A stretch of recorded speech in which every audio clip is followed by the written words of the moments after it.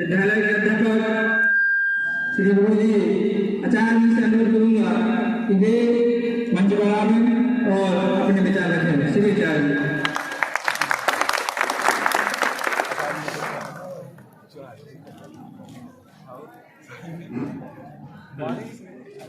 सबसे पहले कार्यक्रम की अध्यक्षता करते श्री जीआईसी के प्रधानाचार्य श्री अवधेश कुमार पटेरिया जी और वरिष्ठ अध्यापक श्री कृष्णदत्त सिंह पटेल जी और हमारे श्री हरिप्रकाश नारायण गुप्त जी यादव जी और हमारे गुरु जी श्री देवेंद्र साहू जी, राजकुमार पटेल जी, सुनील सर जी, अनिल सर जी और रजनी मैम और आसी मैम।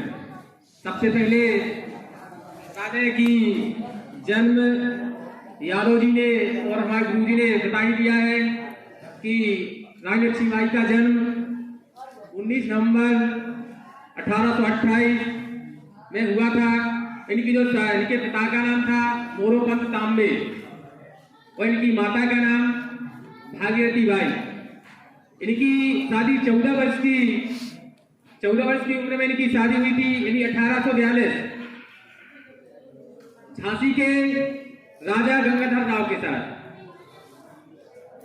फिर और इनके जो बचपन के नाम थे पता है मणिगढ़ का, मनु, छबीली।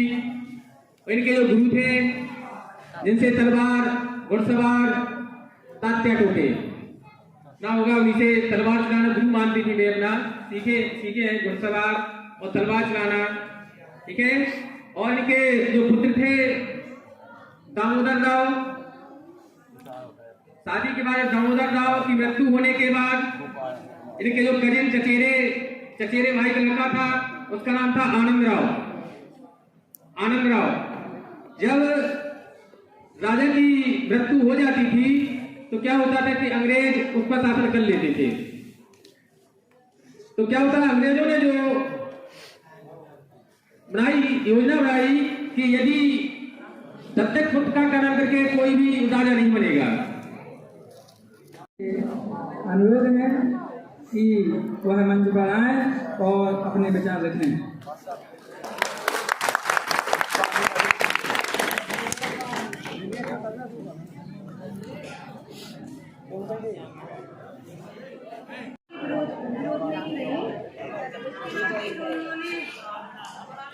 जन्म दिया, लेकिन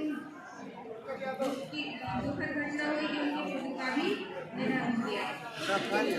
गंगाधर राव में गया कुछ सालों बाद उनका भी देहांत हो गया। अंग्रेज राज का फौजी था, उसने नीति बनाई थी जिसकी अधिकारी नहीं होगा उसको ईस्ट इंडिया कंपनी में मिला लिया जाएगा। लेकिन राजा ने खबर रानी को आदेश भेजा गया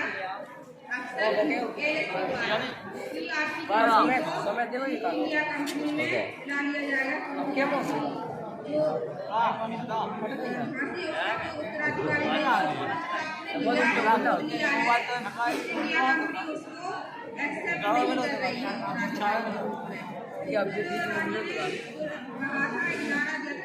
वीडियो चल रही बात हो रहा है और उन्होंने फिर विद्रोह छेड़ दिया था और ये विद्रोह फिर 1857 में बहुत बड़े रूप में आया था। उन्होंने अंग्रेजों से लड़ाई की, लड़ते लड़ते अपनी अंतिम सांस तक झांसी को बचाने का प्रयास करती रही। लड़ते लड़ते वीरतापूर्वक शहीद हो गए।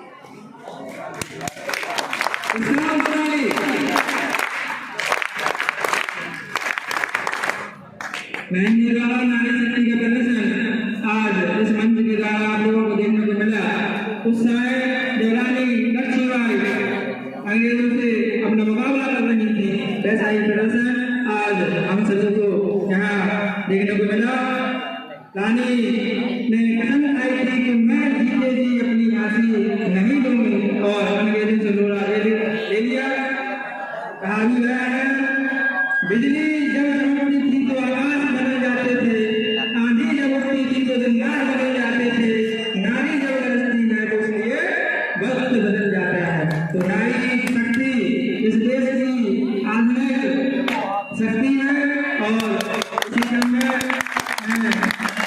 विद्यालय के छात्र पंकज यादव से पंकज यादव यहाँ आए और अपने विचार रखें।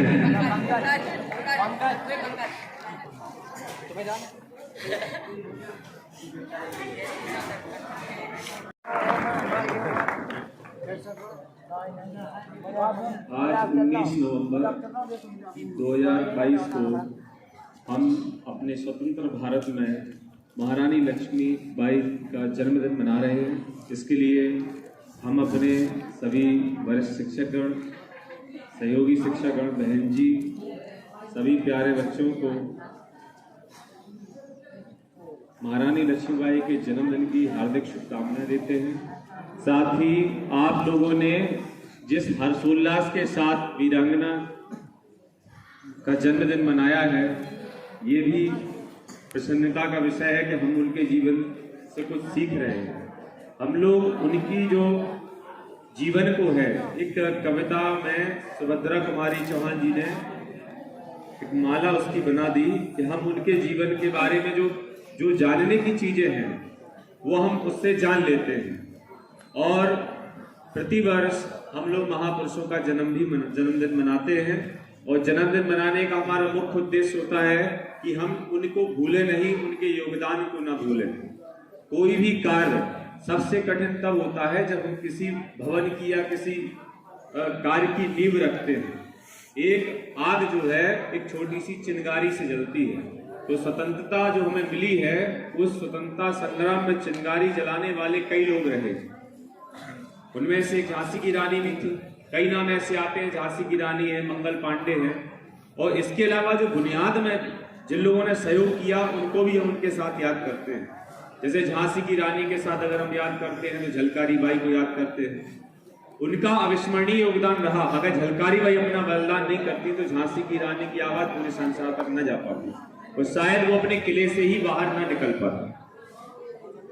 और उनका जीवन एक प्रेरणा का स्रोत है। एक देश, उन्होंने एक छोटी सी रियासत जो ओरछा के राजा वीर सिंह जीवदेव ने उपहार में बाल गंगाधर राव जी को दी थी, तो एक छोटी सी रियासत झांसी रही अपने समय। और उस समय एक छोटी सी रियासत के प्रति उनका डेडिकेशन, समर्पण देखिए झांसी की रानी का, कि वो यहाँ से गई तब भी कहा कि मैं अपनी झांसी किसी को नहीं दूंगी। तो ये शिक्षा हमको यह देती है कि जो हमारे पास से हमारी संपत्ति है, हमारा सम्मान है, आत्मसम्मान है, स्वाभिमान है, उसकी रक्षा हम लोगों को करना है। हमें कोई ठेस पहुंचाए कोई बात नहीं, लेकिन आत्मसम्मान को ठेस पहुंचाए तो उसके हमें विरोध करना होगा। साथ ही देशभक्ति की भावना को जो उदाहरण प्रस्तुत किया झांसी की रानी ने, इतनी कम उम्र में उनका विवाह हो गया, तो इतनी कम उम्र में उन्होंने अपने जीवन का बलिदान कर दिया। जैसे ग्वालियर की रियासत रही, उस समय झांसी की रानी का सहयोग नहीं किया। अगर कर देते तो भारत शायद गुलाम न होता। जो वर्षों तक गुलाम रहा है, कुछ हद तक उसको हटाया जा सकता था, लेकिन होता यह है कि सही लोगों को जोड़ने ही नहीं दिया जाता। जो गद्दार का मतलब धोखेबाज व्यक्ति आपके साथ रह रहा है, दीमक की तरह आपको काट रहा है। जब तक आपको पता चलता है तब तक वो आपका बहुत नुकसान कर चुका होता है। अभी सर ने बताया कि जो झांसी के किले के अंदर एक उनका धोखेबाज सेवक था, उसने दरवाजा खोल दिया तो अंग्रेज जब अंदर घुस गए। कोई किसी को नुकसान, उससे एक शिक्षा भी है कि अगर हम किसी के अपने घर के अंदर कोई बाहरी व्यक्ति घुस जाए तो फिर हम युद्ध नहीं जीत सकते। ये कई ग्रंथ धर्म भी सिखाते हैं। और हमने उन भगवान ईश्वरों को नहीं देखा, लेकिन हमने झांसी की रानी, अम्बेडकर जी, इन लोगों के अविस्मरणीय योगदान को अवश्य देखा है। हम लोगों ने पूर्वजों ने सुना भी है कि इन्होंने क्या क्या योगदान अपने जीवन में दिए। सबसे बड़ा त्याग है। हम लोगों की जेब में अगर 1000 रुपए है तो हम किसी को नहीं देते, और एक रियासत को हम कैसे छोड़ देगा। चाय की तो झांसी की रानी भी अंग्रेजों से गुलामी स्वीकार कर लेती और अंग्रेज उनको एक मुफ्त पेंशन देते, सारी सुविधाएं देते, जो ग्वालियर के राजा साहब को मिली, सिंधिया जी को। तो उन्होंने भी अपने कविता में उनको गद्दार कहा है। चाहे जितने बड़े आप हो जाइए, अगर आप अपनी जननी जन्मभूमि से समर्पित नहीं है और उसके प्रति अपना समर्पण भाव नहीं रखते हैं, तो आपका सम्मान आपका सहयोगी तो करेगा नहीं, साथ में आपका संसार भी नहीं करेगा। हमारे यादव जी सर SST विषय के, सौभाग्य की बात है जितनी भी जो जन्मदिन मनाते हैं हम लोग उन्हीं के विषय से संबंधित रहते हैं। और उससे वो पूरी जानकारी आपको तात्कालिक रूप में उपलब्ध करा देते हैं। और इसका कुछ श्रेय आप लोगों को भी जाता है कि कुछ जो सक्रिय बालिकाएं बालक हैं वो अपने विचार अवश्य रखते हैं, लेकिन एक बात है जो मेन उद्देश्य होना चाहिए हम सभी का कि कथनी करनी समानता हो, अपने कर्तव्यों को समझें और जो हम लोगों को जिम्मेदारियां दी गई हैं, चाहे वो हमारी हमारे सहयोगियों की हो, आप लोगों की हो, उस पर आप लोग कार्य करें। जीवन में जो जिम्मेदारी उठाता है उसको थोड़ा संघर्ष झेलना पड़ता है, लेकिन उसका सम्मान एक समय बाद अपने आप होता है।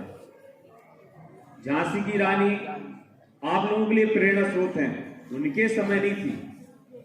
जो भी आदमी किसी के लिए लेजेंड होता है, प्रेरणा स्रोत होता है, तो वो हमेशा अगली पीढ़ी के लोगों के लिए होता है, उसकी स्वयं की पीढ़ी के लोगों के लिए नहीं होता।